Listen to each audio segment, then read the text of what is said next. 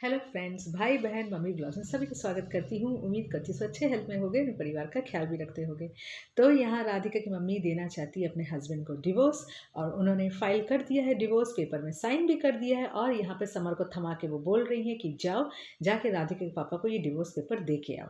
पर समर है कि अपने हाथ से देना नहीं चाहता, वो भी हिचकिचा रहा है और वो बोल रहा है कि मैं ठीक है उनकी पहली वाइफ को फ़ोन करके बोलता हूँ कि ये डिवोर्स पेपर वो देना चाहती है। अगर आपको राधिका के पापा के साथ साथ में रहना है तो आप रह सकते हो। तो यहाँ पे आंटी, मैं आपको एक चीज़ कहूँगी राधिका की मम्मी को कि आंटी, आप इतनी जल्दबाजी में फैसला मत लो। इतने साल के रिलेशनशिप को आप फट से डिवोर्स दे के ख़त्म कर रहे हो, क्यों? आपको क्या पूरा सच पता है या पूरा झूठ आपको मालूम है? आपको तो कुछ भी नहीं पता, सच क्या है झूठ क्या। आप जो वीडियोज़ में फलान ढमकान देखे हो, आप जो वो लेडी से, उनकी बेटी से जितना बात की हो, आपको उतना ही पता है। अपने हस्बैंड से एक बार भी क्वेश्चन आपने किया? नहीं किया।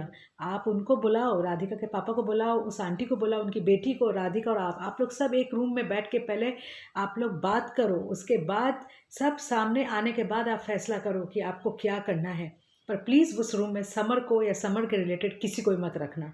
आप लोग आपस में बात करो, क्योंकि आपके घर का मसला है, ना कि समर के घर का मसला है।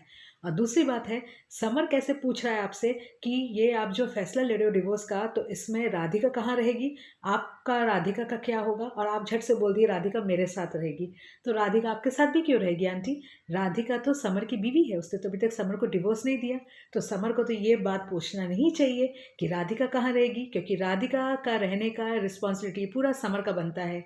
समर अभी सिर्फ और सिर्फ अभी ये सोच रहा होगा कि अगर आप डिवोर्स दोगे तो राधिका का फिर क्या होगा। अभी उसको ये टेंशन मन ही मन हो रहा है, इसलिए वो डिवोर्स पेपर अपने हाथ से नहीं देना चाहता है। और दूसरी बात है, अंकल जो राधिका के पापा हैं वो तो अपने आप को एकदम पूरा जलील करके ही रख लिए हैं। वो तो इतना अच्छा सबके नज़र में थे, अब वो सबकी नज़रों से गिर गए हैं। आपने ऐसा काम क्यों किया अंकल? मुझे तो एक चीज़ समझ में नहीं आ रही है। अगर आपकी पहले से एक बीवी थी तो आप अपनी दूसरी बीवी को सब कुछ शादी के बाद बता सकते थे। शादी के तुरंत बाद अगर नहीं बताए तो कुछ साल बाद ही बताते, पर बताते तो सही। इतने साल हो गए आपके शादी को, बेटी इतनी बड़ी हो गई, ब्याह भी दिया, फिर भी आपने ये बात छुपा के रखा। Very bad, very very bad. तो अब ये सब का तो कुछ कर नहीं सकते। अब राधिका की मम्मी को ही कुछ फैसला करना पड़ेगा। डिवोर्स का फैसला बहुत जल्दी है मुझे लगता है फ्रेंड्स, इसीलिए उनको अभी अपने हस्बैंड से पहले बात करनी चाहिए, सलाह मशवरा करना चाहिए, क्या है क्या नहीं, उसके बाद ही कुछ फैसला करना चाहिए।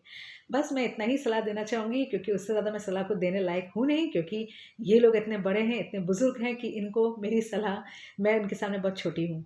तो बस, जिसको मेरा ब्लॉग अच्छा लगा हो प्लीज़ एक लाइक ज़रूर कीजिएगा। जो चैनल में नए हैं प्लीज़ सब्सक्राइब ज़रूर कीजिएगा। तब तक के लिए बाय बाय।